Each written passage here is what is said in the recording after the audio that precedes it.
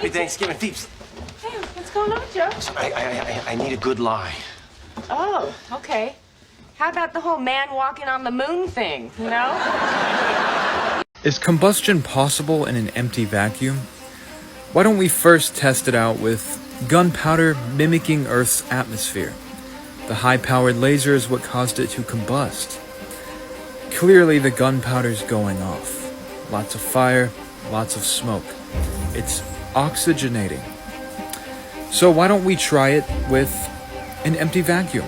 See if this high-powered laser does the same thing. So if we mimic the vacuum of space in a little container, it looks like a high-powered laser can't even burn that gunpowder. Absolutely nothing is happening to it. What about rocket fuel? This is rocket fuel in Earth's atmosphere. Makes sense. Burns pretty well. Even puts on a little show for us. But then, of course, if we put the rocket fuel in an empty vacuum, nothing happens at all. So what's up with NASA saying that, oh, we have this special rocket fuel that can combust itself and create all sorts of thrust in the empty vacuum of space? Does that make any sense to you? Especially considering the fact that every single video of a rocket in space is CGI. Oh yeah. But anywho, why don't we test thrust in a vacuum? Since apparently a rocket can create thrust in an empty vacuum. So this fan is going to push this feather in Earth's atmosphere. Obviously, the fan is going to push the feather, right? Because there's particles in the atmosphere. It's creating thrust. But if we mimic the atmosphere of Mars, which is primarily CO2, we get absolutely no movement whatsoever. Because you can't just create thrust in a vacuum. It has to be pushing off of something else in order to move forward. That's simple science. And come on, guys. Go in an airplane and put your face up to the window. Is there any curvature? I don't think so.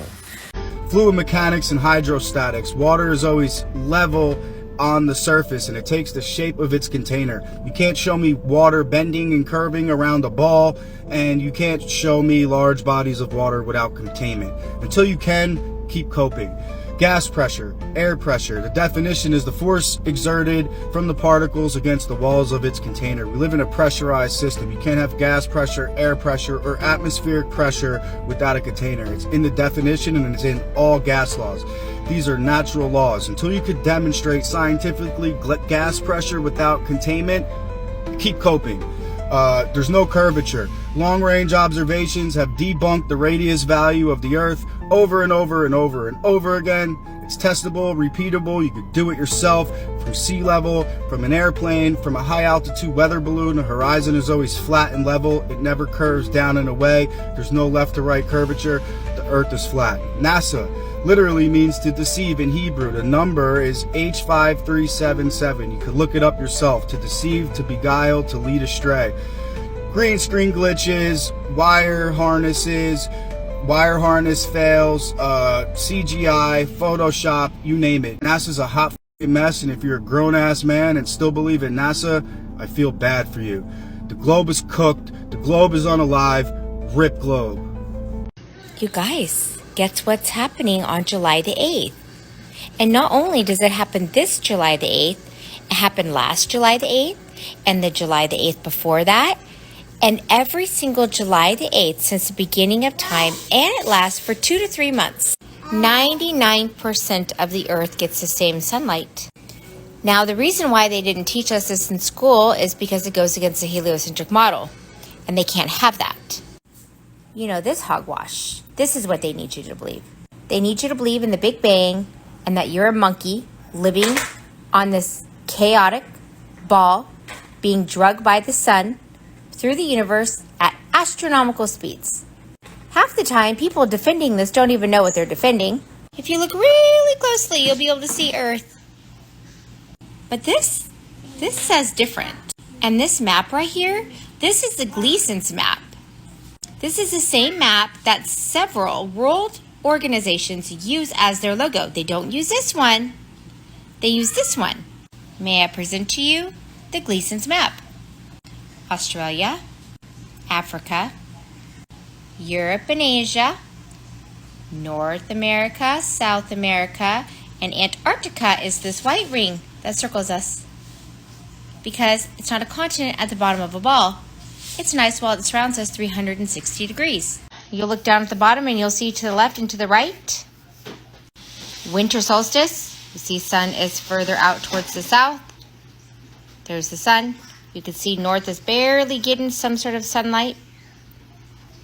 And here's the summer solstice, where the sun goes from being all the way out there towards right here, and north is getting lots of sunlight. It's why the north is the only place that gets 24-hour sun. Remember those lines I was telling you about, the colored lines? There's the equator, there's the Tropic of Cancer, there's the Tropic of Capricorn, and then you have your Arctic Circle. Remember how I told you the world organizations use it as their logo?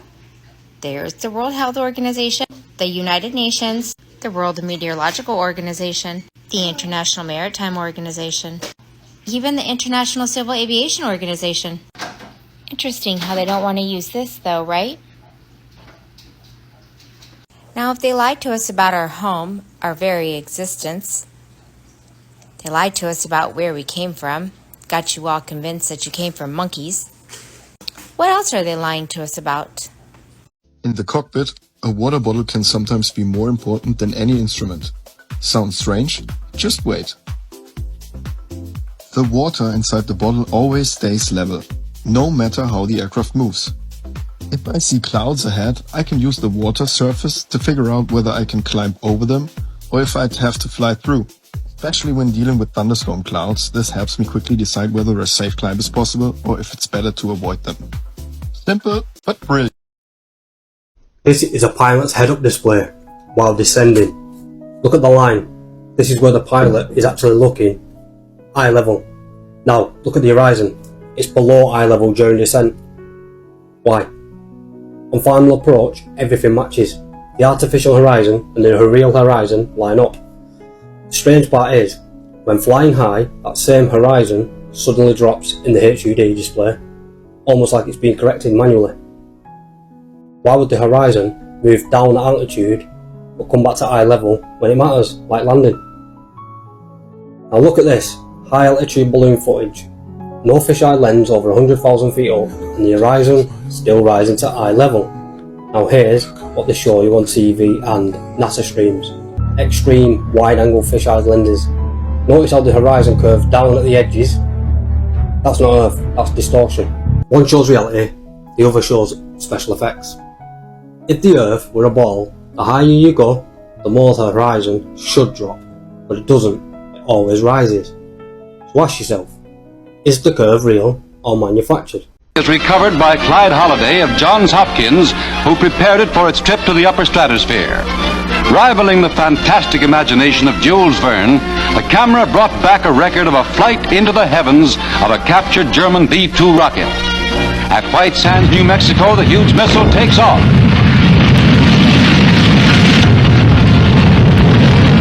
Air Force pictures show the rocket in flight, and the flying camera automatically takes over. The huge projectile drops the Earth behind at the tremendous speed of 4,000 feet per second. The rotation of the rocket causes the planet to spin before the lens, and the camera photographs the Earth 65 miles straight down. The horizon, 720 miles away, and the curvature of the Earth are astonishingly apparent in this still picture from the film. An observer in the rocket could have seen San Diego, Salt Lake City, Kansas City, and San Antonio. Approximately 1,600,000 square miles of the Earth's surface was revealed. Well, people are so gullible that they still believe that we went to the moon. Let me go through a few things, okay? First of all, we're nearly 60 years after this event. And as of today, with today's technology, we can only go 1/1000th of the distance to the moon. Yes, 1/1000th. So what they are claiming is that nearly 60 years ago, before microwave ovens, before cell phones, you know our cell phone has 1 million times more power than all their computers combined. and they're trying to tell you that they went to the moon with this technology. Not only that, but they got them there on the first attempt. They got them 1,000 times further than we can go today. So for the first time in history, the technology 60 years ago is better than it is today. That is amazing. I mean, it took 6 attempts just to get to the South Pole, but we made it all the way to the moon and back. Trust me, if we had made it to the moon, we'd have multiple stations on the moon by now. We'd be exploring other galaxies and probably be to Mars, but we haven't made it that far. And I got a couple more that'll really blow your mind. First of all the technology that they claim got us there, all the spacecrafts, everything, computers, they all just got burnt in a fire. They're all completely gone. How convenient is that? Okay. And the final one is there's an app, an AI application that can look at photos and with near certainty can tell if it's a real photo or a manufactured photo. They recently put all the moon landing photos through this AI and it determined that every single one of them was fake. So tell me in the comments, how are you believing the biggest lie ever told? I mean, I just don't get it. Just think about it. Think about it. I know it's a story that you love and you want to hold on to it. It's like Santa Claus and you don't want it to be taken away, but you just got to think of it logically and give up the story and just use your frontal brain to do this. All right? Let me know in the comments. Yo, guys, look, shit's flat. 100%. Flat. I can't live with that. Turn around. It's all flat. Yeah, flat. 100%.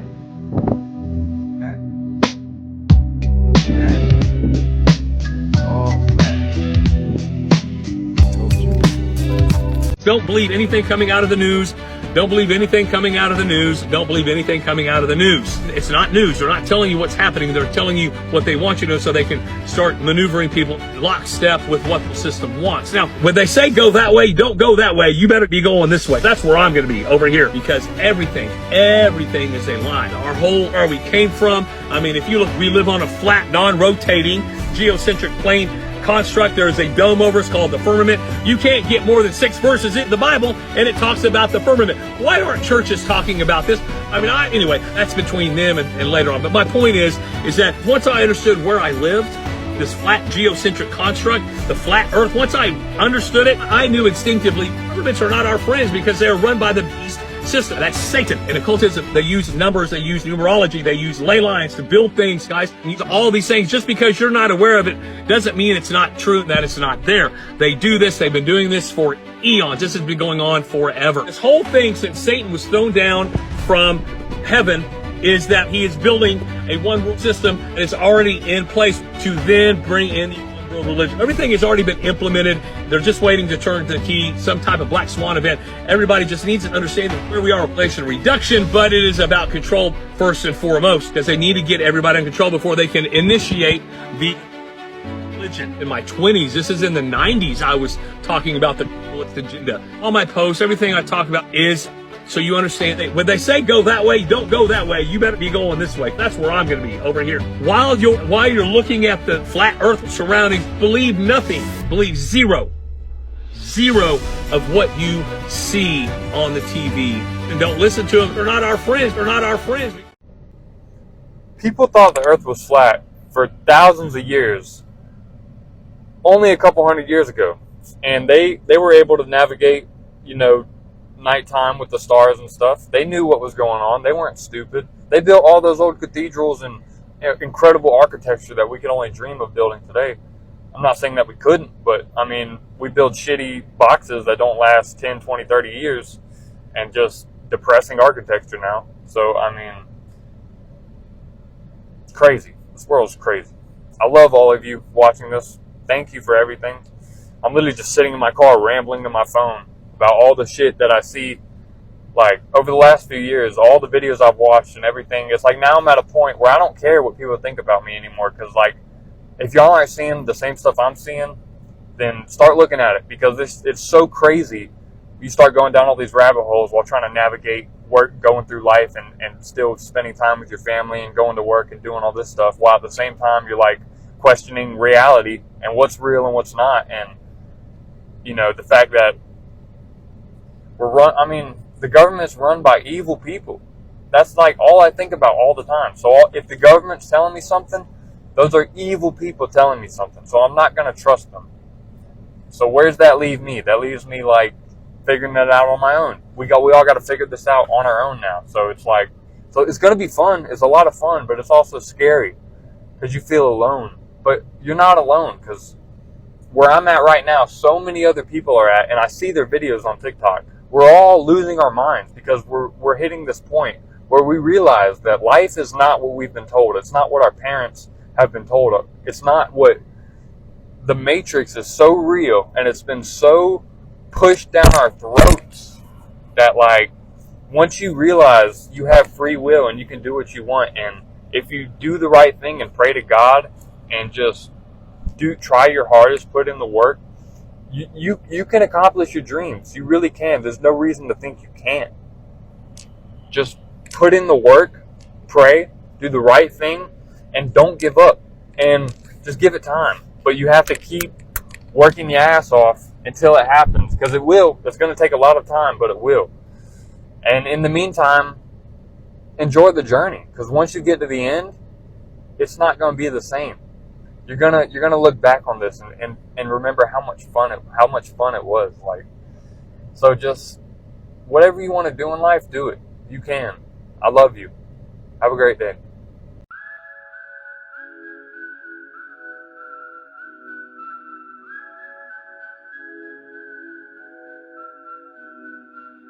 The Flat Earth map dates back over 1,000 years. This map is credited to being created by a Persian astronomer. His name was Al-Biruni, and he lived between 973 AD to 1048 AD. It's the official map of the United Nations and also the United States Geological Survey. It used to be present in many places before the creation of NASA and the Antarctic Treaty in 1959. Here you see it with Admiral Byrd. This map has been restored by Dmitry from Russia with suggestions of mine, Eddie Alenkar. Known by my YouTube channel Flat Earth Banjo, I asked Dmitry to include the Bermuda Triangle and Point Nemo, a place deep in the Pacific where NASA buries rockets. Then Robert Tozzi, a professional mapmaker, came along and enhanced the map even more. There are many people now selling this map online, but if you could order it from my online store, I would greatly appreciate it. Visit my online store now and order one of the items. I humbly thank you.